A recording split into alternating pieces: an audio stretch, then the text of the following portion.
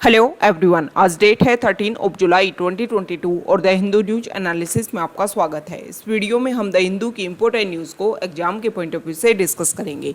नीचे description box में Telegram channel Volcano IAS Academy का लिंक दिया हुआ है। आप Telegram channel Volcano IAS Academy के साथ में जुड़ सकते हैं। वहाँ पर हर exam means UPSC, state PCS and other exams के पॉइंट ऑफ व्यू से काफ़ी इंपॉर्टेंट इन्फॉर्मेशन आप सभी के साथ में शेयर की जाती है। तो चलो स्टार्ट करते हैं। वीडियो को स्टार्ट करेंगे एक ज्योग्राफिकल मैप क्वेश्चन के साथ में। और आज आपका क्वेश्चन ये है कि इंडस रिवर को आपको मैप में व्यू करना है, फिर इससे रिलेटेड हर इंपॉर्टेंट फैक्ट्स को एंड इन्फॉर्मेशन को कमेंट बॉक्स में टाइप करना है। कल हमने आपसे क्वेश्चन पूछा था कालाहारी डेजर्ट को लेकर के। तो कालाहारी डेजर्ट को अगर हम मैप में व्यू करें, कालाहारी डेजर्ट अफ्रीका कॉन्टिनेंट के सर्दर्न पार्ट पर लोकेटेड है। कंट्रीज़ के नेम अगर हम डिस्कस करें तो Botswana, Namibia and south Africa country में एक्सटेंडेड है कालाहारी डेजर्ट, लेकिन इसका जो मैक्सिमम पार्ट है वो बोत्सवाना कंट्री में लोकेटेड है। कोई भी एरिया को डेजर्ट एरिया क्यों डिक्लेयर किया जाता है, उसको लेकर के कुछ बेसिक कैरेक्टरिस्टिक होते हैं। अगर किसी ज्योग्राफिकल एरिया में एक साल में 250 mm से भी कम बारिश हो रही है, या फिर उस ज्योग्राफिकल एरिया में जो इवेपोरेशन की जो रेट है वो प्रेसिपिटेशन रेट से डबल है, तो उस एरिया को एक डेजर्ट एरिया के रूप में डिफाइन किया जाता है। तो एक कालाहारी डेजर्ट से रिलेटेड कुछ बेसिक फैक्ट जो हमारे एग्जाम के पॉइंट ऑफ व्यू से इम्पोर्टेंट है। द हिंदू से इम्पोर्टेंट न्यूज़ और first important news front page पर न्यूज़ रिलेटेड है श्रीलंका कंट्री को लेकर के। आप सभी को पता है वहाँ के जो प्रेसिडेंट हैं उन्होंने अनाउंस किया था कि वो जल्दी अपना रेजिग्नेशन दे देंगे। इसके बाद में वहाँ के जो प्रेसिडेंट हैं वो कोशिश कर रहे हैं, ट्राई कर रहे हैं कि किसी अदर कंट्री में जाकर के वो रह सके, मतलब अपने जो ऑप्शन जो है उनको एक्सप्लोर करने की कोशिश कर रहे हैं। तो उन्होंने यूएस में अप्लाई करने की कोशिश की, लेकिन उनकी जो वीज़ा रिक्वेस्ट है उनको वहाँ से रिजेक्ट कर दिया गया। आप सभी को पता होना चाहिए कि वहाँ के जो प्रेसिडेंट है मिस्टर गोताबाया, वो वहाँ के श्रीलंका के प्रेसिडेंट बनने से पहले वो यूएस के भी सिटीजन थे, लेकिन 2019 में जब उनको इलेक्शन यहाँ से लड़ना था प्रेसिडेंट की पोस्ट के लिए, तो उन्होंने अपना रेजिग्नेशन या अपनी जो सिटीजनशिप थी यूएस की वो क्विट कर दी थी, क्योंकि श्रीलंका में 2 जगह से सिटीजन रहते हुए हो सकता है ऐसे कुछ वहाँ के रूल्स एंड रेगुलेशन हो कि 2 जगह से सिटीजन अगर आप हो तो आप प्रेसिडेंट जैसी पोस्ट के लिए वो जो इलेक्शन में पार्टिसिपेट नहीं कर सकते हो। ओके, अब यहाँ पर सिटीजनशिप की बात आई है तो हम इंडिया के पर्सपेक्टिव से इस आर्टिकल को डिस्कस करेंगे कि इंडिया में क्या प्रोसीजर है। आप सभी को पता है हमारे कॉन्स्टिट्यूशन का पार्ट 2 जो है वो सिटीजनशिप को रेगुलेट करता है। ओके, कॉन्स्टिट्यूशन के पार्ट 2 में आर्टिकल 5 to 11 जो है उसमें सिटीजनशिप के बारे में बता रखा है। हमारे कॉन्स्टिट्यूशन में ये बात क्लियर कर रखी है कि इंडिया का जो भी सिटीजन होगा उसके पास भी सिंगल सिटीजनशिप होनी चाहिए। मतलब हमारे इंडिया में वैसे तो हम फेडरल सिस्टम को भी फॉलो करते हैं, लेकिन हमारे यहाँ पर सिंगल सिटीजनशिप है, और ये हमारी कंट्री का या कॉन्स्टिट्यूशन का अगर पूछा जाए आपसे कि फेडरल फीचर्स और यूनिटरी फीचर्स क्या क्या हैं, तो उसमें से एक यूनिटरी फीचर जो है वो सिंगल सिटीजनशिप भी है। अब आपको पता होगा कि हमारे इंडिया में अगर किसी को सिटीजनशिप अक्वायर करनी है तो उसके 5 पॉइंट्स हैं, और उन 5 पॉइंट्स के बेसिस पर किसी भी पर्सन को सिटीजनशिप दी जा सकती है। ये 5 पॉइंट्स कौन कौन से हैं? तो बर्थ के बेसिस पर दी जा सकती है, डिसेंट के बेसिस पर, रजिस्ट्रेशन के थ्रू, नेचुरलाइजेशन के थ्रू, या फिर कोई टेरिटरी को इनकॉर्पोरेट इंडिया में कर लिया जाए। तो इन सारे पॉइंट्स के बेसिस पर जो है वो सिटीजनशिप दी जा सकती है। लेकिन 3 पॉइंट ऐसे हैं जिसके बेसिस पर जो हमारी सिटीजनशिप है उसको छीना भी जा सकता है। तो उन तीनों पॉइंट्स के नेम जो है वो आपको कमेंट बॉक्स में बताने हैं कि किस किस बेसिस पर इंडिया की सिटीजनशिप जो है वो ख़त्म हो जाती है। ओके, तो ये कुछ बेसिक फैक्ट्स हैं सिटीजनशिप को लेकर के।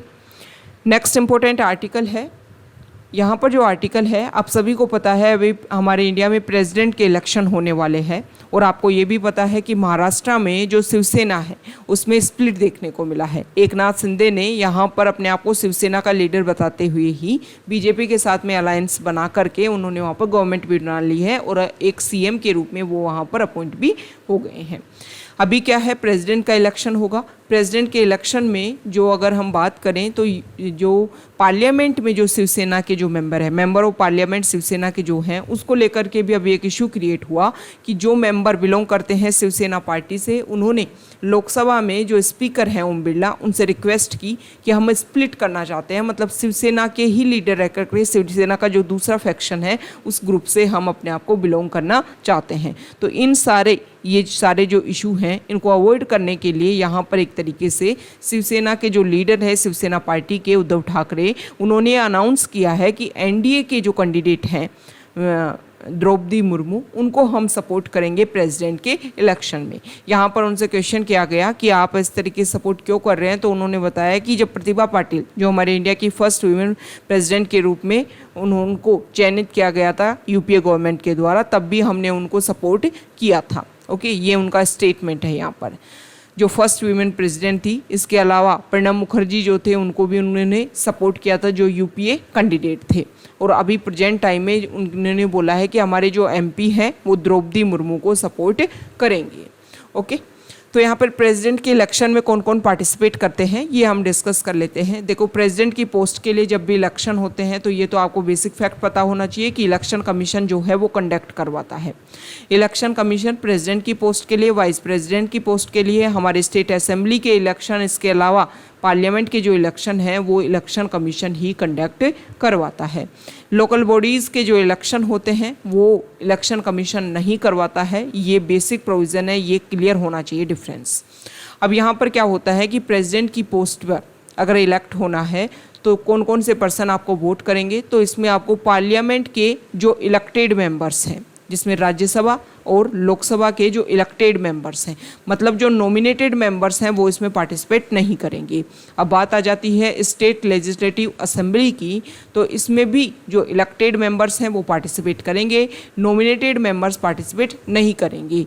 दूसरा, आपको पता है कि हमारे इंडिया में 6 स्टेट ऐसे हैं जहाँ पर लेजिस्लेटिव काउंसिल भी है। तो लेजिस्लेटिव काउंसिल के ना तो इलेक्टेड और ना नॉमिनेटेड कोई भी इसमें पार्टिसिपेट नहीं करेगा। इसके अलावा यूटी, दिल्ली और पुडुचेरी जो हैं उसके स्टेट लेजिस्लेटिव असेंबली के जो मेंबर्स हैं इलेक्टेड, वो भी इसमें पार्टिसिपेट करते हैं प्रेसिडेंट के इलेक्शन में।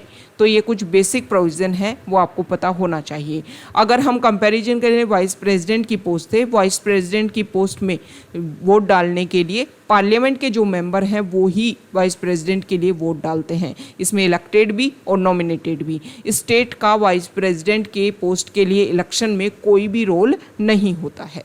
ओके, लेकिन आपको ये डिफरेंस तो पता होगा ना कि इलेक्शन में जो है वो पार्टिसिपेट करने में स्टेट जो है वो भी पार्टिसिपेट करते हैं प्रेसिडेंट की पोस्ट के लिए, लेकिन प्रेसिडेंट को अगर रिमूव करना हो, ओके, उनकी पोस्ट से रिमूव करना हो, तो उसमें जो स्टेट के जो मेंबर्स हैं उनका कोई पार्टिसिपेशन नहीं होता है। तो ये कुछ डिफरेंस करने वाली बात है कि आपने इलेक्शन के प्रोसीजर में जिनका पार्टिसिपेशन किया, अगर उस पर्सन को आपको रिमूव करना है तो इसमें आप उनका जो भी इन्वॉल्वमेंट है वो शो करने की कोशिश नहीं कर रहे हो।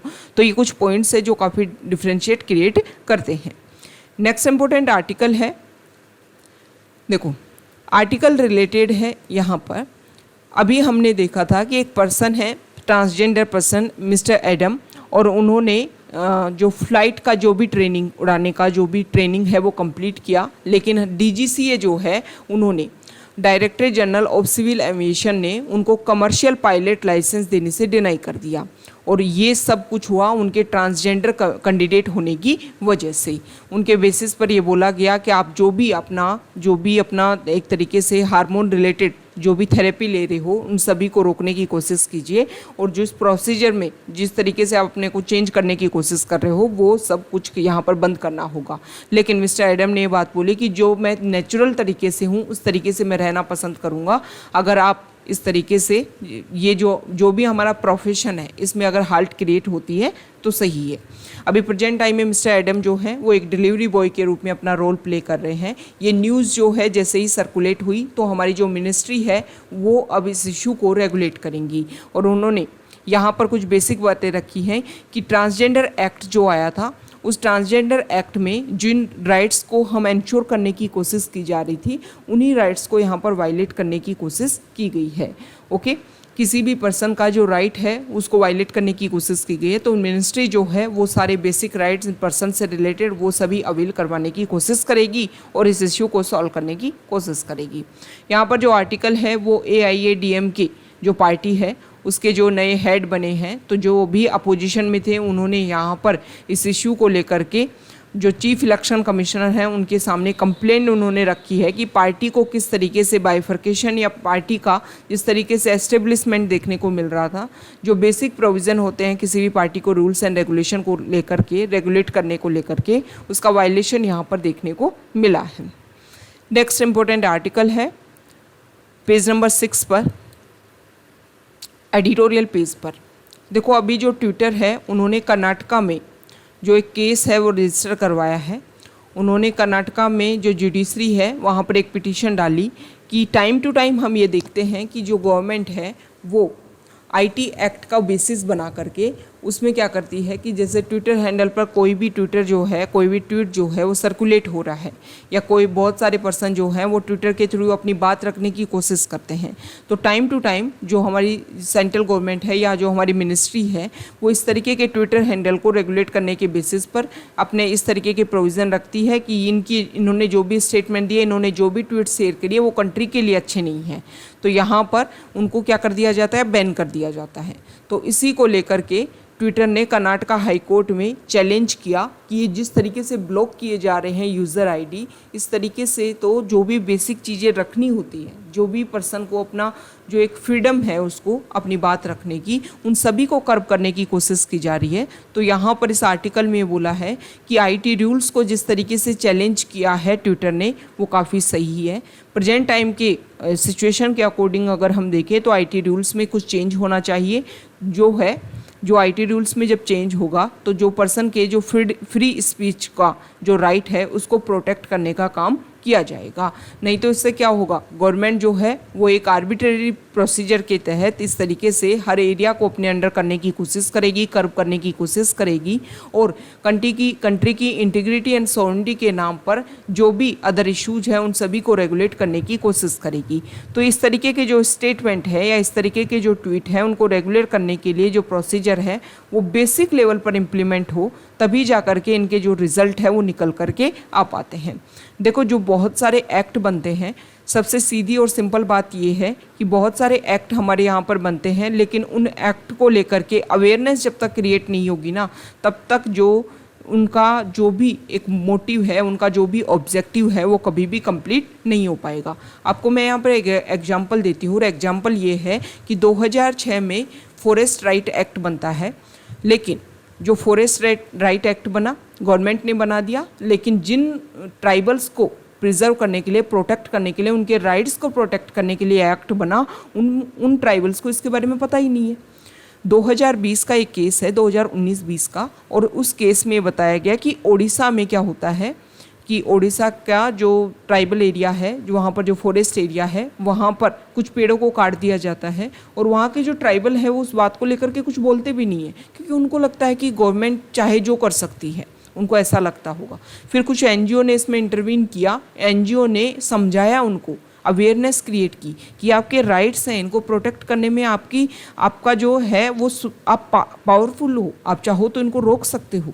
ओके, तो इस तरीके से बेसिक बात ये है कि कोई भी एक्ट बने, कोई भी नया लॉ आए, उसको लेकर के जो एक क्लियरेंस होनी चाहिए, जो एक बेसिक अवेयरनेस होनी चाहिए, क्योंकि इंडिया में अगर हम देखें तो लिटरेसी के नाम पर अभी भी हम बहुत सारे कंट्रीज से काफ़ी पीछे हैं। हमें देखो, लिटरेसी और अवेयरनेस दो अलग अलग मैटर हैं।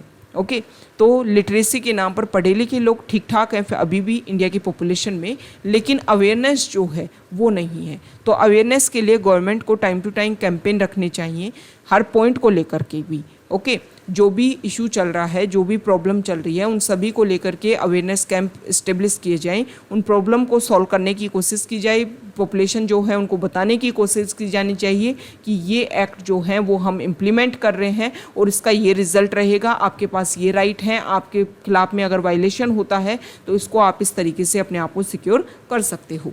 नेक्स्ट यहाँ पर जो आर्टिकल है, विंबलडन जो ग्रैंड स्लैम है टेनिस का, उसका अभी यहाँ पर फाइनल देखने को मिला और नोवाक जोकोविच ने मैन में और यहाँ पर जो विमेन जो फिनाले हुआ उसमें एक नई यहाँ पर जो पर्सन है, नई जो विमेन है, वो नई जो गर्ल है वो मिली है एक तरीके से विंबलडन फाइनल में। मतलब विंबलडन का जो टाइटल है वो किसी न्यू कमर ने यहाँ पर गेन किया है।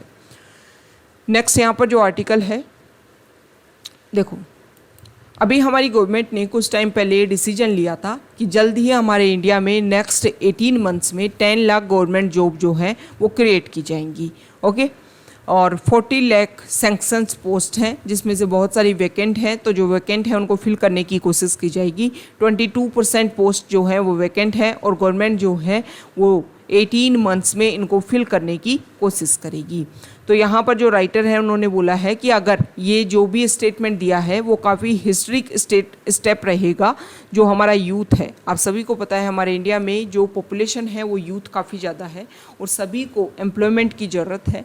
तो एम्प्लॉयमेंट जनरेशन के लिए गवर्नमेंट ने जो स्टेटमेंट दिया है वो काफ़ी ज़्यादा इंपॉर्टेंट रहेगा और इम्पोर्टेंट लेवल पर जो हमारा यूथ है उसको यहाँ पर एम्प्लॉयमेंट भी दिया जाएगा।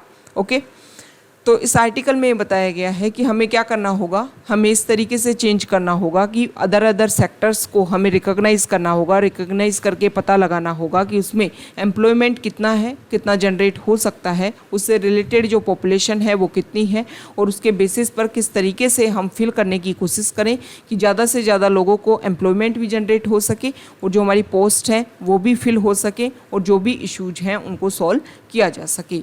ओके, तो यहाँ पर स्पेसिफिक बात ये रखी गई है कि हमारी जो भी एजुकेशन होनी चाहिए उसको इस तरीके से हम ज़्यादा से ज़्यादा उसमें क्वालिटी एजुकेशन के ऊपर फोकस किया जाए, रिसर्च एंड डेवलपमेंट के ऊपर फोकस किया जाए, ताकि जो प्रॉब्लम है एजुकेशन के साथ में भी कि जब रिसर्च एंड डेवलपमेंट के बेसिस पर और एक तरीके से स्किल्ड बेस्ड एजुकेशन जब होगी तो इस तरीके की जो भी पोस्ट क्रिएट की जाती हैं वो भी इजीली फिल हो पाएंगी और लोगों को जो एम्प्लॉयमेंट है वो भी ज़्यादा से ज़्यादा मिल पाएगा। तो यहाँ पर बोला गया है कि जो हमारी एम्प्लॉयमेंट पॉलिसी है उसको रिवैम्प करने की ज़रूरत है ताकि ज़्यादा से ज़्यादा जो जॉब हैं वो क्रिएट हो सकें। नेक्स्ट इंपॉर्टेंट आर्टिकल है एडिटोरियल पेज पर, पेज नंबर 7 पर, और यहाँ पर कुछ डाटा दे रखे हैं। इस आर्टिकल में बता रखा है कि हमारे इंडिया में किस तरीके से जो केसेज हैं वो पेंडिंग में गिरे हुए हैं और उन इश्यू को जो पेंडिंग में जो केसेज हैं वो जो हैं वो क्या इसका रीजन है और यहाँ पर कुछ डाटा शो कर रखे हैं पेज नंबर 7 पर। तो यहाँ पर अलग अलग पॉइंट के बेसिस पर देखो हमारे इंडिया में अगर हम बात करें तो अभी भी प्रेजेंट टाइम में जो हैं वो अंडर ट्रायल केसेज जो हैं वो काफ़ी ज़्यादा संख्या में है। ओके, अंडर ट्रायल केसेस काफ़ी ज़्यादा संख्या में है। इसके अलावा अंडर ट्रायल केसेस जब ज़्यादा संख्या में है तो हमारी जो प्रिजन है उनके ऊपर भी जो बर्डन है वो काफ़ी ज़्यादा क्रिएट हो रहा है। जजेज़ की जो संख्या है वो केसेस से कंपैरिजन करें तो काफ़ी कम है। इसके अलावा जो स्पीडी नेचर है हमारी जुडिशरी का उसमें भी कमी देखने को मिलती है। तो ये कुछ बेसिक रीजन है जिसके बेसिस पर लगता है कि जो कोर्ट में केसेस की जो संख्या है वो काफ़ी ज़्यादा इंक्रीज़ हो गई है और इसकी वजह से ही जो इशू हैं वो रेगुलर बढ़ते जा रहे हैं। जुडिशरी लेवल पर जो बर्डन है वो काफ़ी ज़्यादा क्रिएट होता जा रहा है। हालांकि टाइम टू टाइम हमारी जो जुडिशरी है सुप्रीम कोर्ट जुडिशरी उन्होंने टाइम टू टाइम इसको लेकर के बोला है कि हमें वैकेंसी जो है वो उनको फिल किया जाना चाहिए। वैकेंसीज़ को फिल करने के बेसिस पर जो केसेस हैं उनको फास्ट तरीके से भी उनको सॉल्व करने की कोशिश की जानी चाहिए ताकि जो इश्यूज हैं उनको सॉल्व किया जा सके। ओके, नेक्स्ट इंपॉर्टेंट आर्टिकल है पेज नंबर 9 पर और ये जो आर्टिकल है इसमें मीडिएशन बिल को लेकर के बता रखा है। ओके, इस आर्टिकल में बताया है कि जो मीडिएशन बिल है उसको किस तरीके से रेगुलेट करने की कोशिश की जा रही है। तो सबसे पहले तो आपको पता होना चाहिए कि मीडिएशन होता क्या है।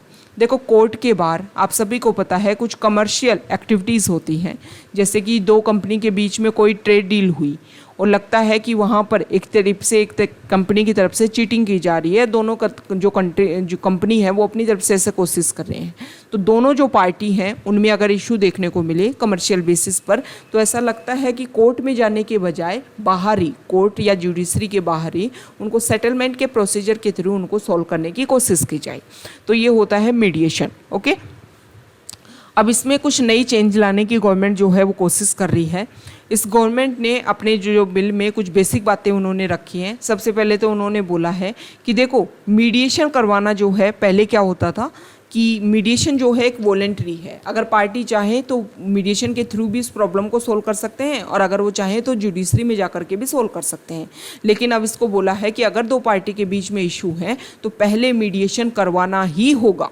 मतलब जो चीज़ पहले वॉलेंट्री थी अब उसको कंपलसरी यहाँ पर करने की कोशिश की गई है।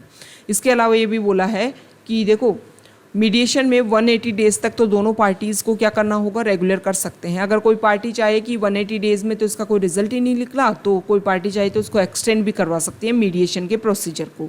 इसके अलावा अगर हम बात करें तो यहाँ पर ये बोला गया है कि कोई भी पार्टी है जो है वो मीडिएशन के 2 सेशन के बाद में अपने आप को यहाँ से क्विट कर सकती है। अब यहाँ पर यह बोला गया है कि जब भी मीडिएशन का प्रोसीजर होगा इसको लेकर के काउंसिल बनाई जाएगी, तो इसमें कुछ मेंबर होंगे जो इस इशू को सॉल्व करने की कोशिश करेंगे और इससे जो सेंट्रल जो हमारी गवर्नमेंट है उससे पहले एक तरीके से कोशिश की जाएगी अनुमति लेने की, एक्सेस करने की। ये जो प्रोसीजर है इसको इम्प्लीमेंट करना चाहते हैं तो इसको लेकर के भी इशू है कि क्या सेंट्रल गवर्नमेंट जो है वो इस तरीके के रिड्रेसल डिस्प्यूट मैकेनिज्म में अपना जो इंटरवेंशन जो है या इंटरफेयर जो है क्या उसको इंक्रीज़ करना चाहती है।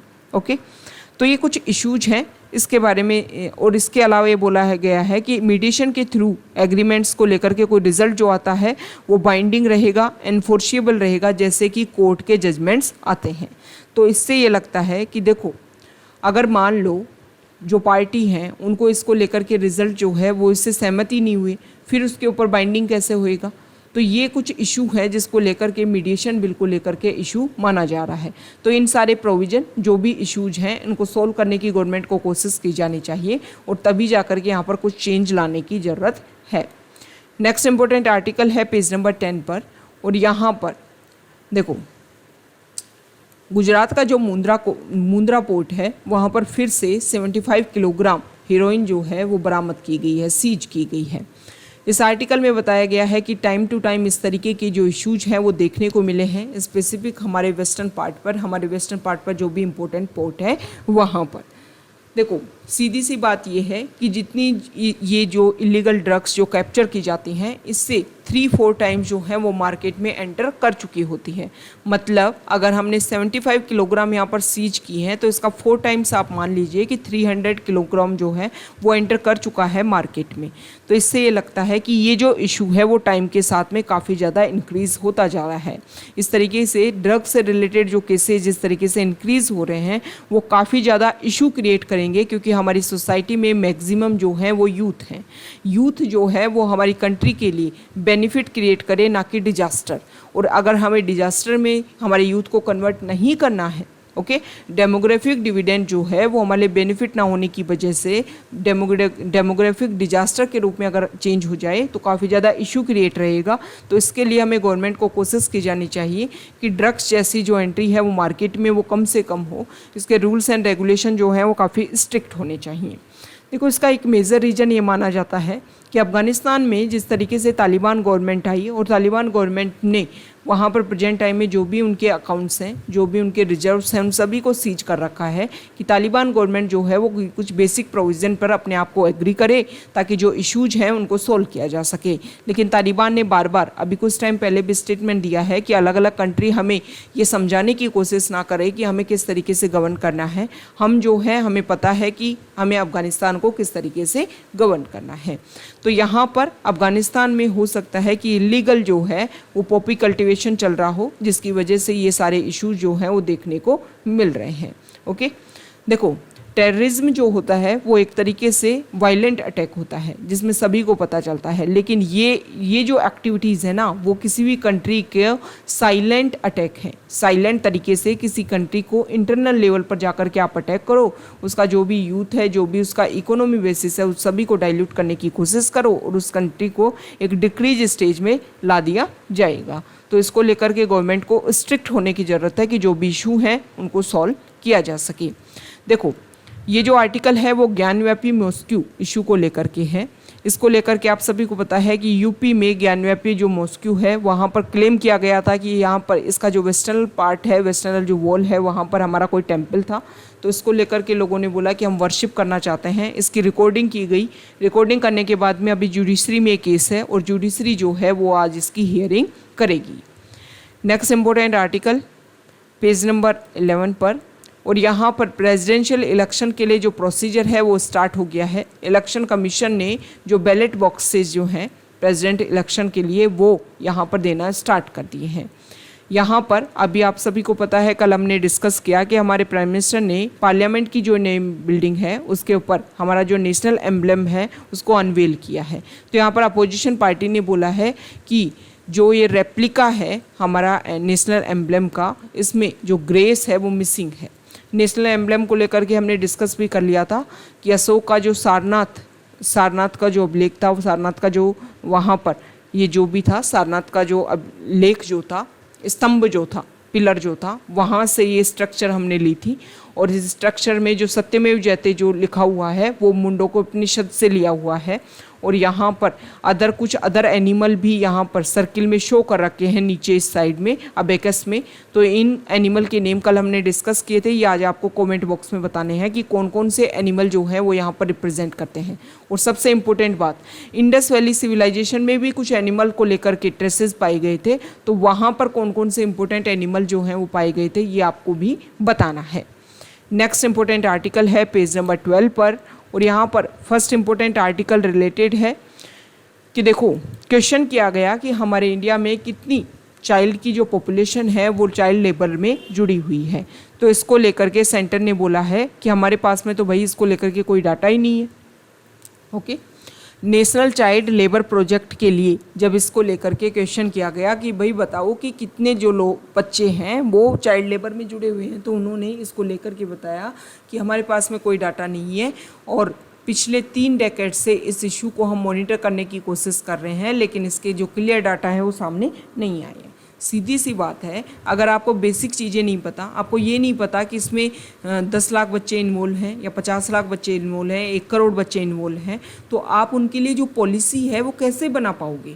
ना आपको ये पता है कि कौन से एरिया से जो बच्चे हैं वो सबसे ज़्यादा इस तरीके की एक्टिविटीज़ में उनका इन्वॉल्वमेंट देखने को मिल रहा है, तो उस एरिया स्पेसिफिक को लेकर के जो आपकी पॉलिसी है वो कैसे बन पाएगी। यहाँ पर ये बताया गया है कि देखो जब NCLP को मर्ज किया गया था समग्र शिक्षा अभियान 2016 में, उसके बाद से ही ये जो इशू हैं वो ज़्यादा क्रिएट हो गए हैं। The ministry has no records of child labour. 2011 के सेंसस के अकॉर्डिंग ही जो डाटा है वो अवेलेबल है, लेकिन प्रेजेंट टाइम में जो भी चाइल्ड लेबरर्स हैं उनको लेकर के कोई रियलिटी में डाटा अभी भी अवेलेबल नहीं है। नेक्स्ट इम्पोर्टेंट आर्टिकल है, देखो इंडिया और ब्राज़ील ने ये डिसीजन लिया है कि हम जो हमारी सबमरीन है उसको लेकर के हम कोलैबोरेशन करेंगे, और दोनों की दोनों जो कंट्रीज़ हैं इंडिया और ब्राज़ील, वो स्कॉर्पिन सबमरीन जो है उनकी मेंटेनेंस के लिए मिलकर के दोनों कंट्री एक दूसरे के साथ मिलकर के काम करेंगे। तो ये जो स्कॉर्पिन जो है इसको लेकर के आपको पता होना चाहिए कि 1999 में मतलब 1999 में जब कारगिल वॉर हुआ उसके बाद में गवर्नमेंट ने, इंडिया की गवर्नमेंट ने डिसीजन लिया कि हम जो हैं वो अपने आप को हर एरिया में स्ट्रॉन्ग करेंगे। इसको लेकर के सबमरीन के एरिया में भी फोकस किया गया और इसके लिए प्रोजेक्ट 75I जो है वो चलाया गया। इसमें डिसीजन लिया गया कि हम अपने इंडिया के लेवल पर मतलब इंडिजिनस लेवल पर ही ये सारी टेक्नोलॉजी डेवलप करेंगे, बस दूसरे कंट्रीज़ के साथ में मिलकर के हमने टेक्नोलॉजी ट्रांसफ़र करने का जो एग्रीमेंट है वो उसको रेगुलेट किया, और फिर उसके बेसिस पर ये जो प्रोसीजर है सबमरीन उसको इंट्रोड्यूस करने की कोशिश की। तो प्रोजेक्ट P75 जो है उसमें 6 स्कॉर्पिन सबमरीन को इंडिया की जो नेवी है उसमें इंसर्ट किया जाएगा। इन सबमरीन के जो नेम है वो हमारे लिए इम्पोर्टेंट है, उनके बारे में हम डिस्कस कर लेते हैं। तो फर्स्ट जो सबमरीन है वो है INS कवलरी, फिर है INS खंडेरी, INS करंज, INS वेला और INS वागीर। ओके, और INS वक्सीर जो है उसको भी कमीशन कर दिया जाता, लेकिन पेंडेमिक की वजह से कुछ इशू यहाँ पर क्रिएट हो गई। तो एक इम्पोर्टेंट जो नेम है ये 6 स्कॉर्पिन सबमरीन के, वो आपको पता होने चाहिए। नेक्स्ट इम्पोर्टेंट आर्टिकल है फॉरेन पेज पर, और यहाँ पर जो फर्स्ट आर्टिकल है देखो श्रीलंका में जो इशू है उसी के बारे में यहाँ पर रेगुलेट करने की कोशिश की जा रही है कि श्रीलंका के जो MP है वो नए प्रेसिडेंट को इलेक्ट करेंगे। ये ब्रिटेन में जो इशू हुआ है वहाँ के जो प्राइम मिनिस्टर ने अपना रेजिग्नेशन दे दिया, उसके बाद में ऋषि सुनक जो हैं वो अपने आप को यहाँ पर अपने रिप्रेजेंटेटिव के रूप में अपने आप को यहाँ पर रख रहे हैं। नेक्स्ट यहाँ पर जो आर्टिकल है देखो रशिया के जो प्रेसिडेंट है वो तेहरान ईरान की विजिट पर रहेंगे और सीरिया को लेकर के डिस्कशन करेंगे। इसमें टर्की जो कंट्री है वो भी पार्टिसिपेट करेगा। पहले भी इनको लेकर के डिस्कशन हो चुका है कि सीरिया में काफ़ी लंबे टाइम से जो इशू चल रहा है उसको हम कैसे रेगुलेट कर सकते हैं। यहाँ पर जो आर्टिकल है वो नासा का जो टेलीस्कोप है जेम्स वेब टेलीस्कोप, उन्होंने कुछ इमेज कैप्चर की हैं। देखो ये नासा का जो टेलीस्कोप है इसको अभी लॉन्च किया गया। इससे पहले जो है वो हबल टेलीस्कोप था और हबल टेलीस्कोप को 1990s में इंस्टॉल करने की कोशिश की गई थी।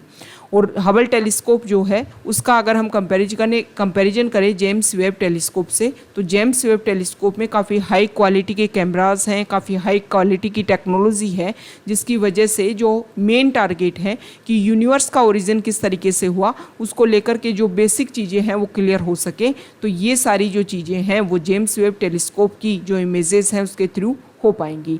यूनिवर्स किस तरीके से एग्जिस्टेंस में आया, किस तरीके से हमारा जो भी प्लैनेट्स हैं, जो भी स्टार्स हैं, उनका फॉर्मेशन हुआ, इन सभी के बारे में इस टेलीस्कोप के थ्रू पता लगाया जा सकेगा।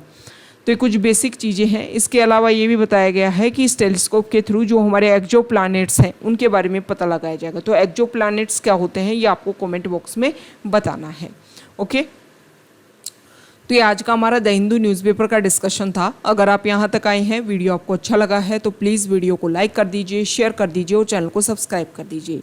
हमारी Q&A सीरीज है, क्वेश्चन एंड आंसर सीरीज, जिसमें डेली करंट अफेयर से रिलेटेड जो क्वेश्चंस हैं वो अपलोड किए जाते हैं मॉर्निंग में टेलीग्राम चैनल पर। उस PDF को जाकर के आप सुबह मॉर्निंग में व्यू कीजिए, उसके बाद में अपने बेसिस पर अपने लेवल पर उन आंसर देने की कोशिश कीजिए और फिर इवनिंग में जो क्वेश्चन एंड आंसर सीरीज आती है तो उसको आप व्यू कीजिए। ज़्यादा से ज़्यादा उसको सपोर्ट कीजिए, ज़्यादा से ज़्यादा अपने ग्रुप्स में उसको शेयर कीजिए, वो आपके लिए बेनिफिशियल है।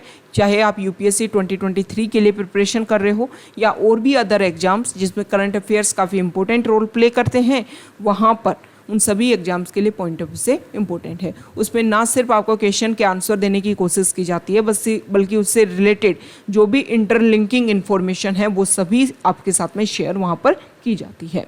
Okay, thank you.